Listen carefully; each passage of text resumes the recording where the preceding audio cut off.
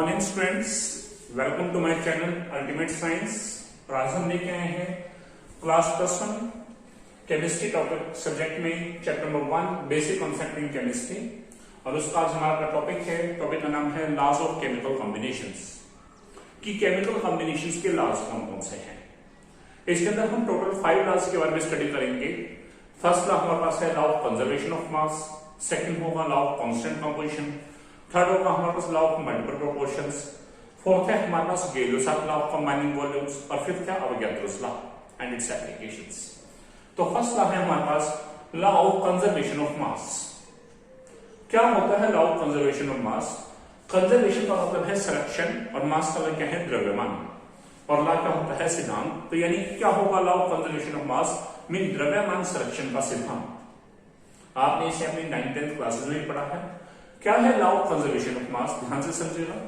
According to this law, in a balance chemical reaction, condition क्या है कि यदि हमारे पास गिवन केमिकल रिएक्शन है दैट शुड बी बैलेंस, यानी कि वो संतुलित होनी चाहिए। In a balance chemical reaction the total masses of all the reactants का जो टोटल मास है, टोटल जो द्रव्यमान है, it is always equal to total masses of all the products. Clear? In a balanced chemical reaction, the total masses of all the reactants is always equal to total masses of all the products. अब हम इस चीज को prove करेंगे एक example से।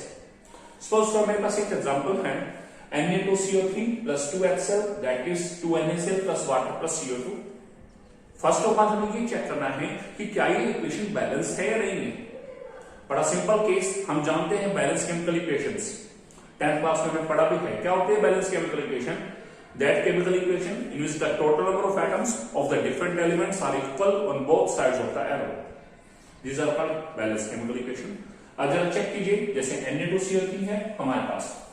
First of all इनमें जो है these are the formulas of compounds, और इनके जो फ्रंट में लिखा होता है, हमारे पास कुछ ना हो तो हम 1 लगा देंगे।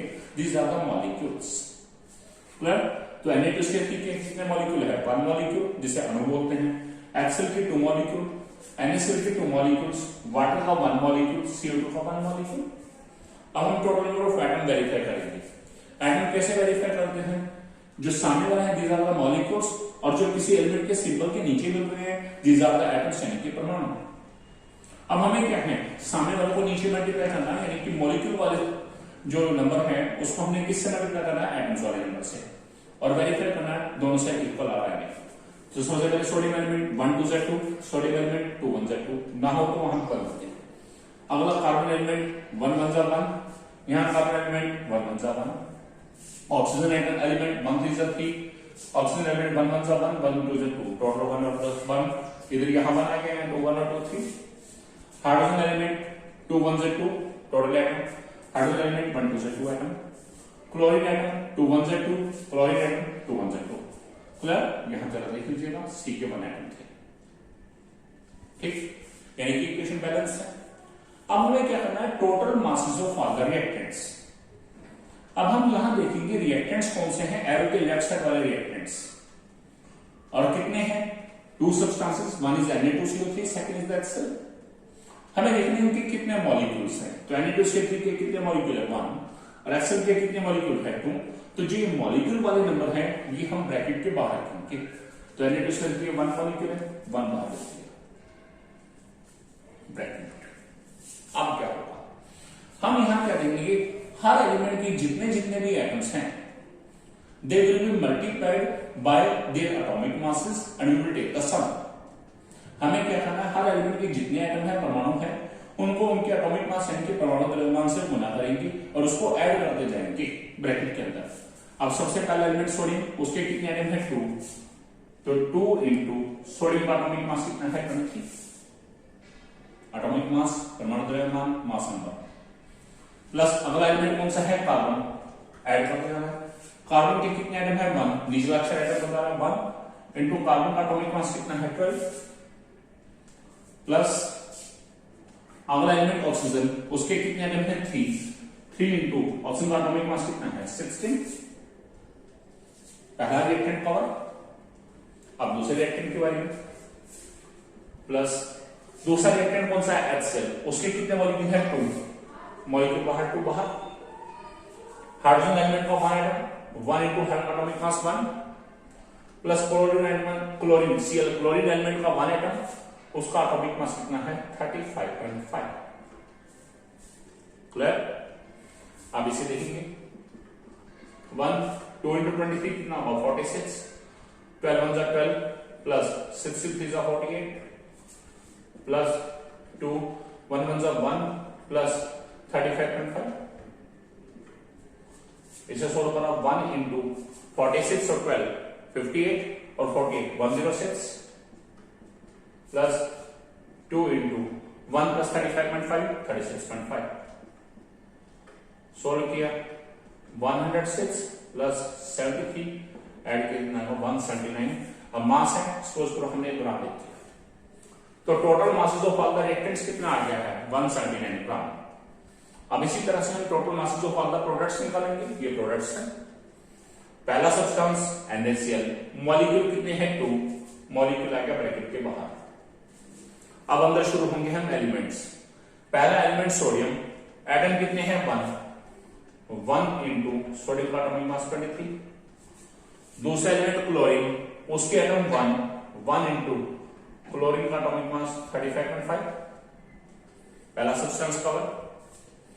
अगला सब्सटेंस कौन सा है H2O, मॉलिक्यूल कितने हैं सामने लिखे 1, जो मॉलिक्यूल है ब्रैकेट के बाहर। अब पहला एलिमेंट हाइड्रोजन, उसके एटम कितने हैं 2 into hydrogen atomic mass 1 plus अगला एलिमेंट ऑक्सीजन, एटम कितने हैं 1, तो 1 into 16 ये कवर प्लस अगला CO2 1 मॉलिक्यूल 1 बाहर, कार्बन एलिमेंट के 1 atom 1 into 12 plus oxygen element के 2 एटम 2 into 16। ब्रैकेट के बाहर आएंगे मॉलिक्यूल, अंदर क्या करना हमें, फर्स्ट ऑफ ऑल पहले एलिमेंट के atom multiply by atomic mass plus दूसरे एलिमेंट के atom multiply by atomic mass and so on, सब कंप्लीट हो जाए bracket close.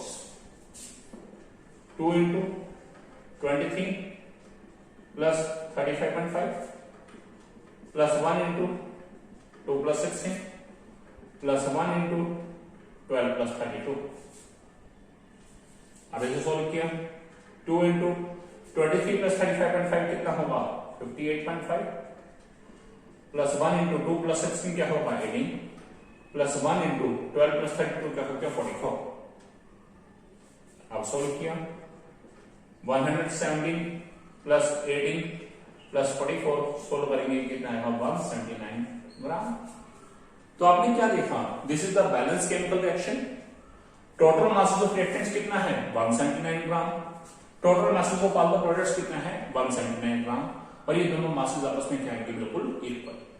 So this is our first topic, law of conservation of mass. क्या है law of conservation of mass in a balance chemical reaction? आप देख रहे थे total masses of all the reactants and total masses of all the products, they are always equal to each other. But there is a limitation in this law, इस law में एक limitation भी है। अब वो क्या लिमिटेशन है? Limitation वाला क्या है, कमी। This law is having one limitation, that this law is not applicable in case of nuclear reactions. Nuclear reactions क्या होते हैं, नाभिकीय अभिक्रियाएं, तो ये लॉ, ये सिद्धांत नाभिकीय अभिक्रियाओं के ऊपर लागू नहीं होता। रीजन क्या है, क्यों लागू नहीं होता, क्यों एप्लीकेबल नहीं है? Because in the nuclear reactions some of the masses of products will convert into energy according to Einstein equation. Einstein नाम के वैज्ञानिक ने एक इक्वेशन दी थी, E equal to mc²। हमें यहां ज्यादा क्लियर नहीं करना क्योंकि फिजिक्स में आता है। तो उसने यहां क्या बताया, in case of nuclear reactions some of the masses of products will convert into energy according to Einstein equation E equal to mc²। यानी कि प्रोडक्ट का थोड़ा सा मास किसमें कन्वर्ट हो गया, एनर्जी यानी कि ऊर्जा में कन्वर्ट हो गया। तो इसका मतलब क्या है, प्रोडक्ट का मास क्या हो जाएगा, कम। क्या हो जाएगा, कम। और हमारे पास यहां क्या आना चाहिए, दोनों बराबर। इसका मतलब ये लॉ एप्लीकेबल नहीं होगा। सो दिस इज द लिमिटेशन, और यानी कि हम यही जो बताने जा रहे हैं कि this law of conservation of mass is not applicable in case of nuclear reactions. अब हम लेके आ रहे हैं next law of constant composition.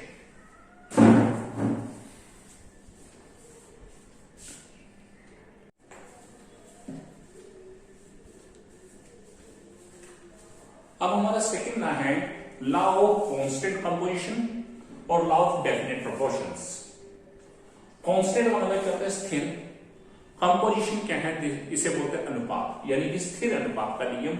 और डेफिनेट का मतलब भी वही है, स्थिर और प्रोपोर्शनल वाला अनुपात। तो स्थिर अनुपात का नियम या लॉ ऑफ कांस्टेंट कंपोजिशन है क्या? बेटा आपने इस चैप्टर में स्टार्टिंग में हमने पढ़ा था मैटर की केमिकल कंपोजिशन या classification, chemical classification of matter. वहां हमने पढ़ा था on the basis of chemical classification matter is of three types, matter is of two types, one is pure substance, second is impure substance। और pure substance further two type के, one is element, second is compound। और आपने वहां compound के बारे में पढ़ा था, क्या था? whenever two or more elements are combined together in fixed ratio by mass, then a new substance is formed and this new substance is called compound। यानी कि दो या दो से ज्यादा एलिमेंट्स में मिलना है, मास वाइज फिक्स रेशियो में मिलना है और एक नया सब्सटेंस बनेगा, उस नए सब्सटेंस को हमने क्या बोला था? कंपाउंड। अब ये उसी से रिलेटेड है, अब उल्टा चलेंगे। लॉ ऑफ कांस्टेंट कंपोजिशन क्या है? अकॉर्डिंग टू दिस लॉ, इस लॉ के अनुसार a chemical compound is always found to contain same elements. एक केमिकल कंपाउंड में सेम एलिमेंट्स होंगे, यानी कि सेम तत्व होंगे, combined together in same fixed ratio by mass. और उनकी मास वाइज रेशियो, यानी कि उन एलिमेंट्स की मास वाइज रेशियो यदि देखें तो that will also be same, वो भी क्या होगी? सेम होगी।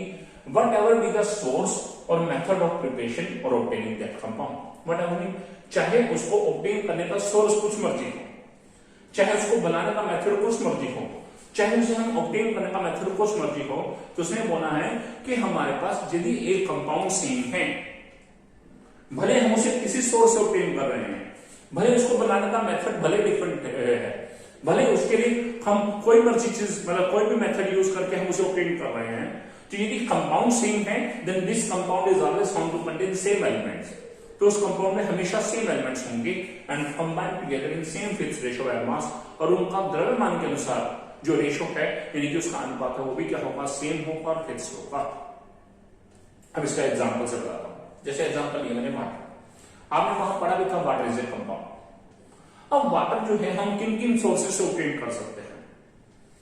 हम लैब में बना सकते हैं, सेकंड रिवर से निकाल सकते हैं वाटर, सी से वाटर निकाल सकते हैं, उसके अलावा हमारे पास टैप से आता है, सबमर्सिबल वगैरह से आता है हमारे पास वाटर, और बहुत सारे मेथड है जहां से हम वाटर, बर्फ को पिघला के उससे वाटर आता है। यानी कि वाटर को ऑब्टेन करने के मेथड अलग अलग हैं, लेकिन हर जगह कंपाउंड सेम है, यानी कि कंपाउंड कौन सा? H2O।